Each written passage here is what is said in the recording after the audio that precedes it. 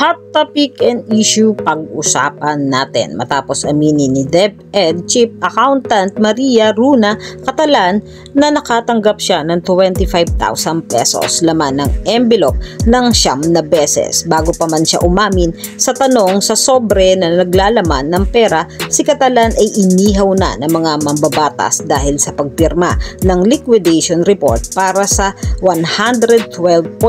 million bilang confidential na pondo nang hindi sinusuri ang mga dokumento. At ang umano'y nasabing pondo ay winidraw bilang cash advance ng DepEd Specialist Disbursing Officer Edward Fajarda na asawa ni Assistant Secretary Fajarda na winidraw ang pera sa pamamagitan ng tatlong magkakahiwalay na tseke na nagkakahalaga ng 37.5 million bawat isa sa unang tatlong quarter ng 2023. Kaya sa pag-amin ni Catalan, nilinaw din niya na ang perang kanyang natanggap ay nagmula sa sariling pera ni Vice President at hindi sa confidential fund, kaya binalaan ni Representative Luisitro si Catalan sa kanyang posibleng pananagutan saan man nanggaling ang pera na kung ang perang natanggap ay bahagi ng confidential fund na pondo na maaaring madawit si Catalan sa kasong malversation. Ngunit kung ang pera ay bahagi ng personal na pera ng Vice Presidente lalo na si Catalan ay nasa gobyerno, ito ay paglabag sa ilalim ng Anti-Graft and Corrupt Practice Act Republic Act 3019. Yan ang mga hot topic and issue dito lamang sa Tambalang JK.